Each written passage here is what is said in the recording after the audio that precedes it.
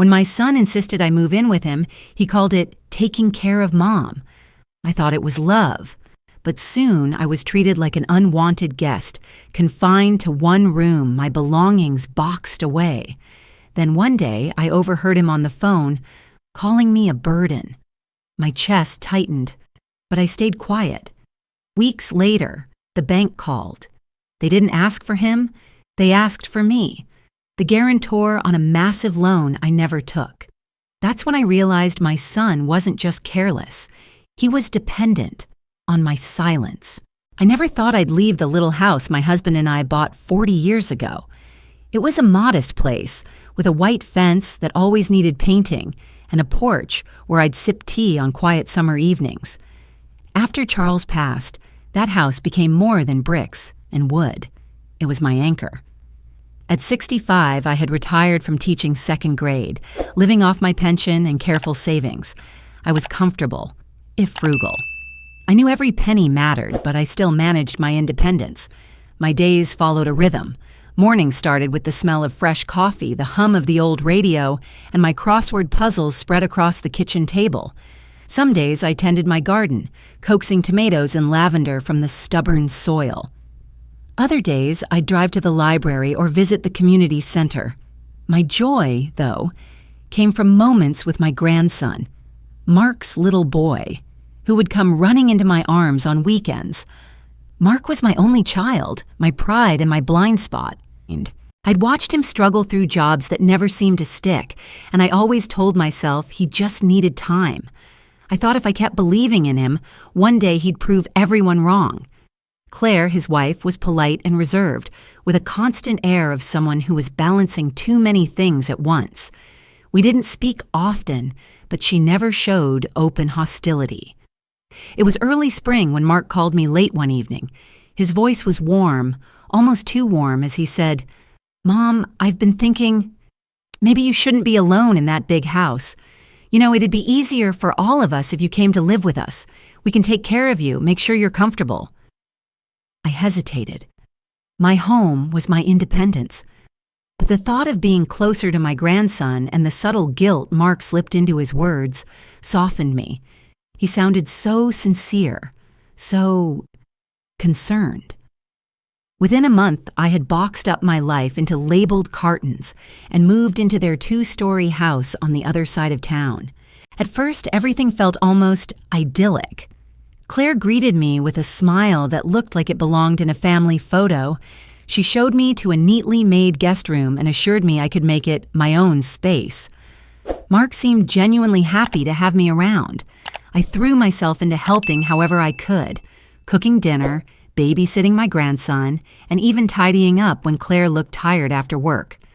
They thanked me often, and I told myself this was exactly what family was supposed to be. But small details began to stick in my mind. Claire's smile sometimes lingered a second too long, tight at the corners, like she was holding something back. Mark's enthusiasm dimmed when he thought I wasn't looking. I brushed it aside. Maybe it was just the adjustment period.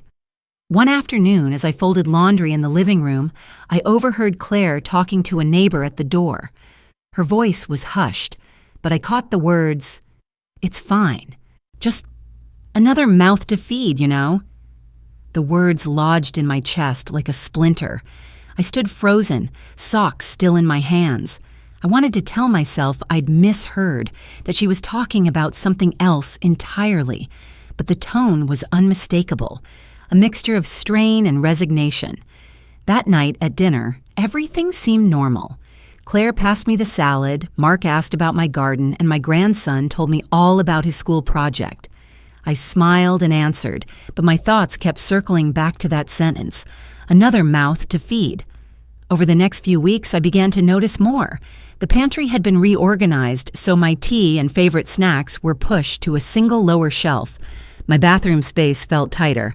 My toiletries moved to make room for others. Claire began setting subtle house guidelines. Not rules exactly, but quiet suggestions that I should avoid using the living room in the evenings because Mark likes to relax after work, or that I should keep my meals simple when cooking for myself. I told myself it was nothing. I was a guest in their home, and guests adapted. But late at night, lying in the unfamiliar bed of the guest room, I couldn't shake the quiet ache that had started growing in my chest. Still, when my grandson ran into my arms with a squeal, or Mark called me Mom in that familiar tone, I let myself believe it was all worth it. This was family. This was love. And love, I reminded myself, sometimes required sacrifice. But deep down, a seed of unease had been planted. And though I didn't know it yet, that seed was going to grow into something I couldn't ignore. It was a Thursday afternoon when I first heard it. I had been in the kitchen, wiping down the counters after making a simple lunch, when Mark's voice drifted in from the living room. I wasn't trying to eavesdrop. He wasn't even trying to lower his tone. "Yeah," he said into the phone, his voice edged with irritation. "It's been fine. But honestly, it's like having another burden around here. I just didn't realize how much work it would be." The word hit me like a cold wave. Burden. I froze in place, rag still in my hand. My ears buzzed as if I'd stepped into a tunnel. My own son, my only son, describing me not as his mother, not as someone he was glad to help, but as a weight dragging him down.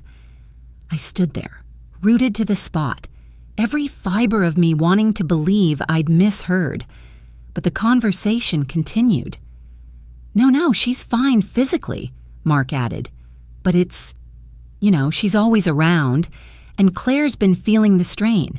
Another person in the house, more bills, more everything." I slipped quietly back into my room, my heart pounding. I stared at the small stack of boxes I'd brought from my house, my life reduced to a corner of someone else's space. That evening at dinner, Mark was cheerful as always, telling a story about a podcast he'd been listening to. He smiled at me, completely unaware of the words I'd overheard. I smiled back, my mind a storm of questions I wasn't ready to ask. The changes started subtly after that. Claire began to formalize what had once been unspoken routines. "I was thinking," she said one evening, her voice even, "maybe we should have set dinner times. It'll help keep things consistent for everyone." A week later, "We might want to keep the living room free after 8 p.m. Mark likes to wind down after work without distractions." Then, "It's probably better if we keep guests to a minimum for now. The house is just so busy lately." The words were gentle, but they landed like quiet locks on invisible doors. My world began to shrink within their house. One Saturday morning, I went to make tea and noticed my favorite mugs were missing from the kitchen cabinet. I checked the dishwasher. Empty. Later that day, while looking for a photo album in the hallway closet, I opened the basement door. There, on a low shelf, were my mugs, neatly stacked next to a box labeled Mom's Kitchen Stuff. My breath caught. I crouched down and pulled the box toward me. Inside were little pieces of my life, my embroidered dish towels, a teapot Charles had bought me on our 20th anniversary, even the jar of loose-leaf tea I'd been drinking. I carried the box upstairs and left it in my room. No one mentioned it, and I didn't ask. But the message was clear. My presence was being tidied away, just like my belongings. At night, I lay awake, staring at the ceiling, my mind wandering back to the years I'd raised Mark, the scraped knees I bandaged, the part-time jobs I worked so he could go on field trips, the nights I sat up late sewing costumes for school plays because we couldn't afford to buy them. I remembered his first apartment, how I'd helped him pay the deposit. His second apartment, how I'd helped again when he was between jobs. Each time I told myself it was what mothers did. I didn't keep score, and now here I was, a burden. Still, I wanted to believe this was temporary. Maybe he was under stress. Maybe he didn't mean it the way it sounded. I clung to the hope that, beneath the frustration, there was still the son who called me just to ask how my day had been. A few weeks later, Mark knocked gently on my bedroom door.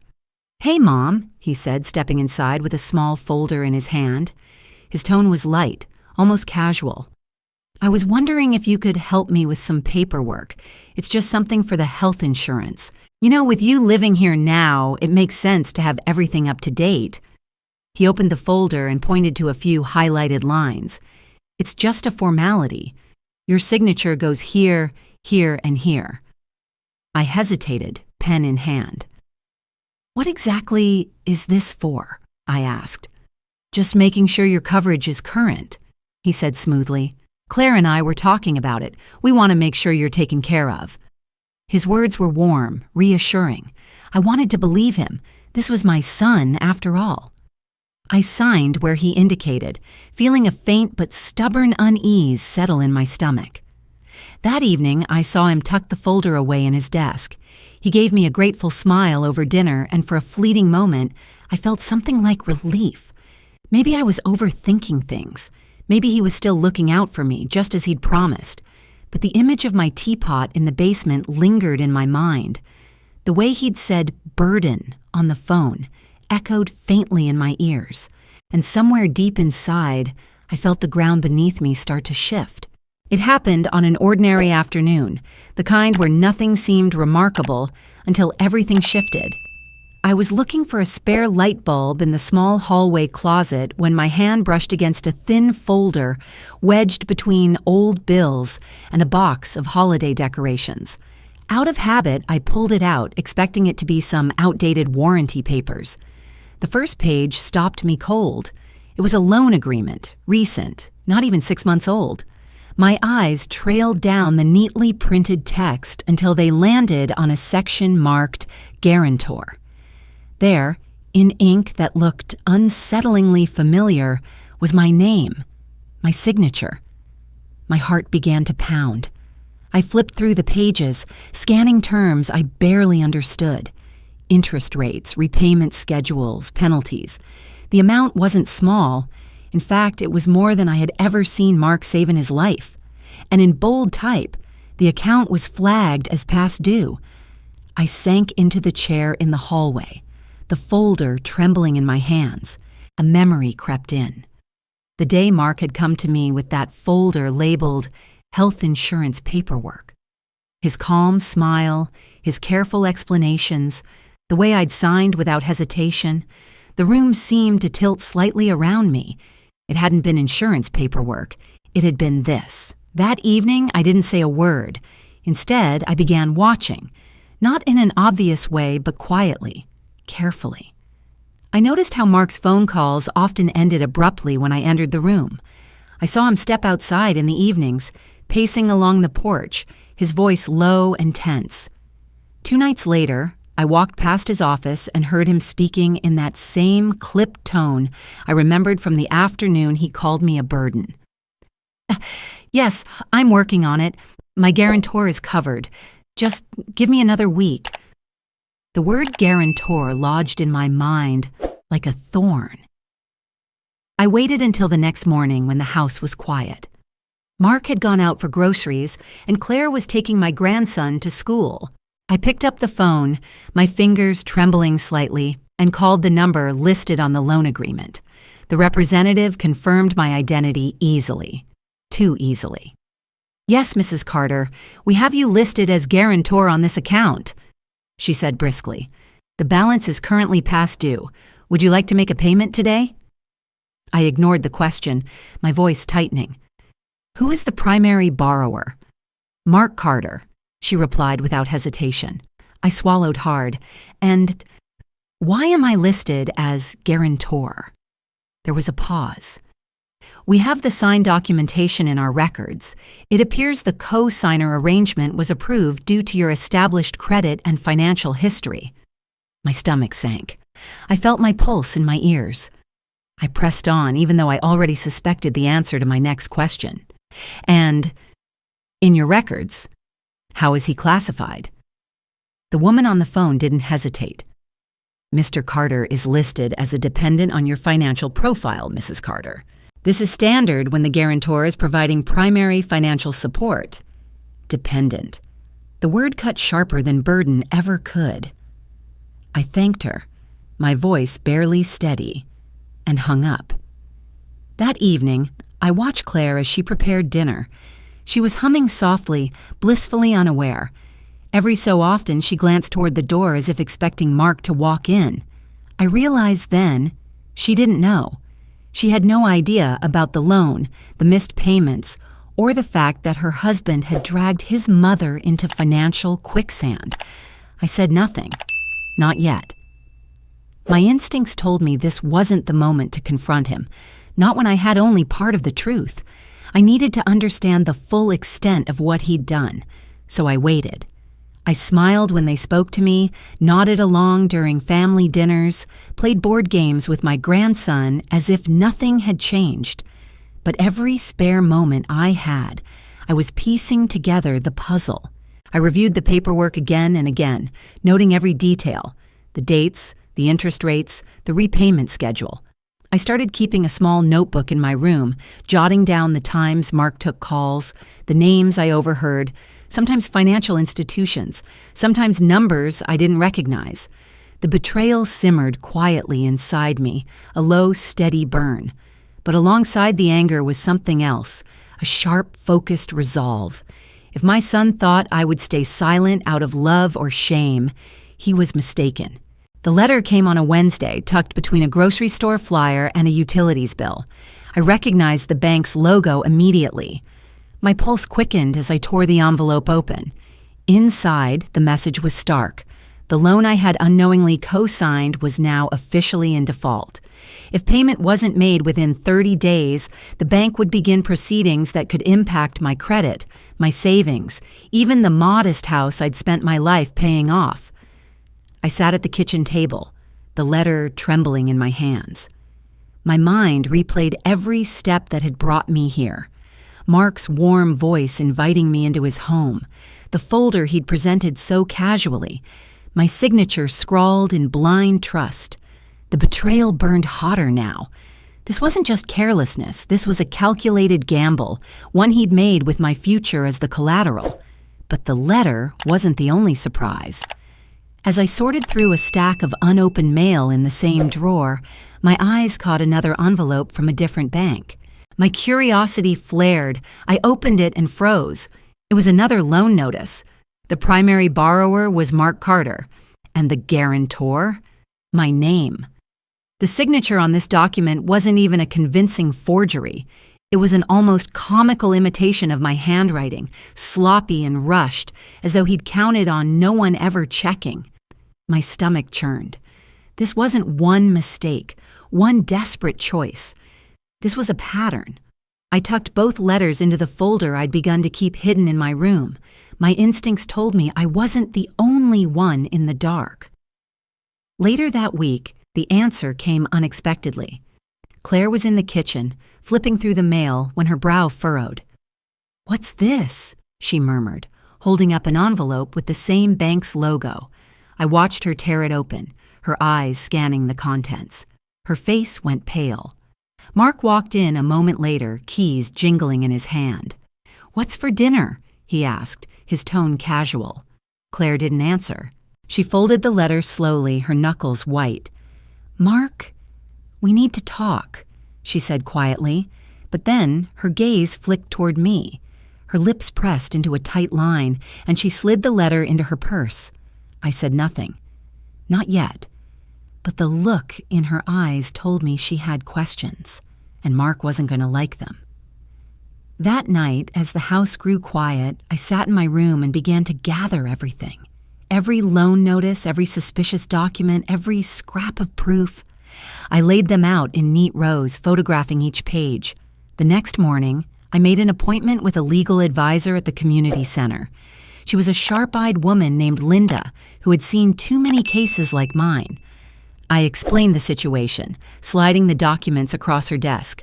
Her eyebrows rose as she examined the signatures. "This is fraud, Mrs. Carter," she said firmly. "Your son has put you in a very dangerous position. If the banks decide to pursue this, you could lose assets, and your credit could be destroyed." The words stung, even though I already knew the truth. "What should I do?" I asked, my voice low. Linda leaned forward. "First, secure your own assets, quietly. Move funds into accounts he can't access. Protect what's yours. Second, document everything. If you confront him, make sure you have all the proof ready. And third," she paused, looking at me closely, "be prepared for this to get messy." I left her office with my folder clutched tightly in my hands, my mind buzzing. Over the next week, I followed her advice. I transferred my savings into a private account, updated my legal documents, and made copies of every incriminating page. Meanwhile, in the house, tension simmered beneath the surface. Claire was quieter than usual, her glances at Mark sharper, her words shorter. Mark avoided my eyes, burying himself in phone calls and errands that seemed to take him away for hours at a time. I knew the storm was coming. The only question was when and how. It was on a Sunday afternoon over the smell of roast chicken that I made my decision. Mark and Claire had invited a few extended family members for dinner, a rare occasion. The timing felt perfect. I would not yell. I would not cry. I would do exactly what Linda had advised, lay out the truth piece by piece and let the facts speak for themselves. That night, as I arranged the table, I slid my folder of documents onto the chair beside me. The weight of it was both heavy and strangely comforting. Tomorrow night, at dinner, the truth would come out.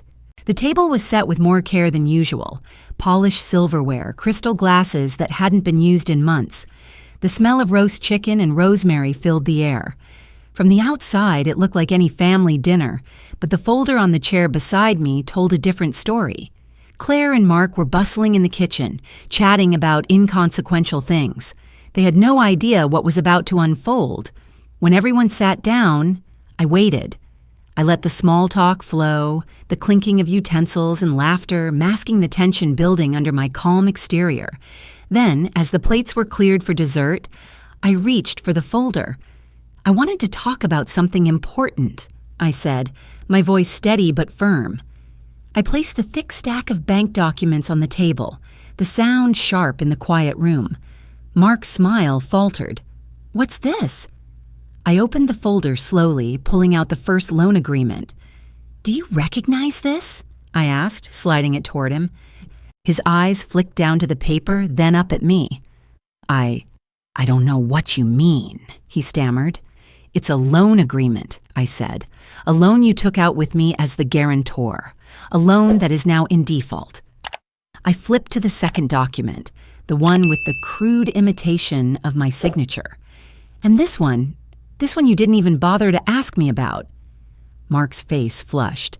"Mom, I was going to tell you. I didn't want you to worry." Before I could speak, Claire leaned forward, her eyes narrowing. "Is this why the bank sent that letter? You told me it was nothing. You lied to me." Mark's jaw tightened. "Claire, I was handling it." "Handling it?" Her voice rose. "You forged your mother's signature. You dragged her into debt. How is that handling anything?" The air in the room seemed to vibrate. I looked at Claire, surprised by the steel in her voice. For the first time in weeks, I felt the faintest flicker of hope. Mark's hands clenched into fists on the table. I was under a lot of pressure. I thought I could fix it before anyone found out. I was trying to protect you both. Claire's laugh was sharp, humorless. "Protect us? You were protecting yourself." She reached into her purse and pulled out another envelope. "Since we're being honest, maybe you can explain this too." She slid it across the table. It was a credit card statement, and my name was printed neatly at the top. My breath caught as I scanned the charges. Restaurants I'd never eaten at, electronics I'd never bought, amounts far beyond my means. "Mark," I said quietly, "you opened a credit card in my name." He looked between me and Claire, cornered. "It was temporary. I was going to pay it off. I just needed time."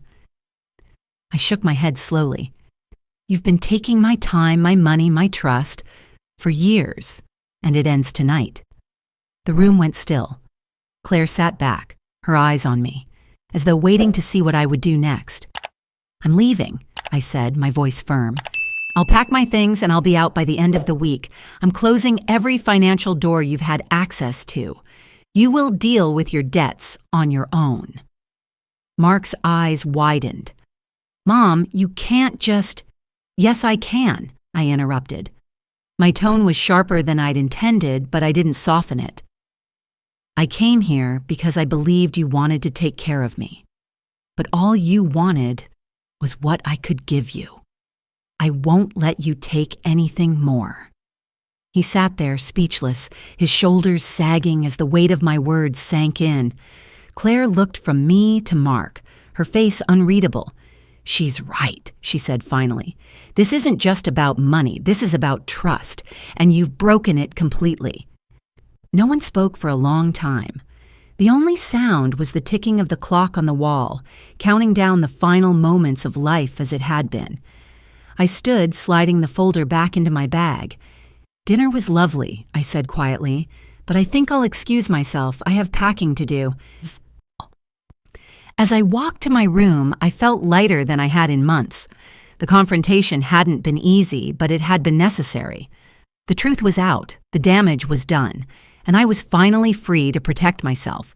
The new apartment was small, just 2 rooms and a balcony that overlooked a quiet street. But to me, it felt expansive. For the first time in months, I woke up in a space that was entirely mine. No hushed voices behind closed doors. No rules about when I could use the kitchen or where my belongings should be stored. Just peace. I had used the money Linda helped me secure to prepay my rent for the year, ensuring stability while I rebuilt my finances. The furniture was modest but comfortable. A second-hand sofa, a small dining table, a bed dressed with quilts I'd brought from my old home. It wasn't much, but every item felt like a piece of my freedom. The days passed quietly. I spent mornings reading on the balcony, afternoons walking to the local park, evenings cooking whatever I liked without worrying about whose schedule it disrupted. Slowly, the tension that had lived in my shoulders for months began to ease.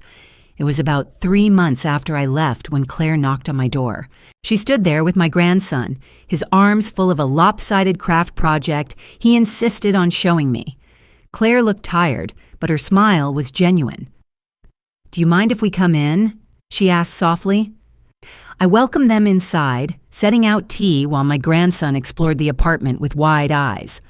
Claire sat at the table, her hands wrapped around the warm mug. "I wanted to tell you," she began. "Mark and we're taking some time apart. I can't keep pretending everything is fine. He has to face what he's done, and I need to protect our son." Her voice wavered slightly, but there was a strength beneath it that hadn't been there before. "I'm sorry for everything," she added.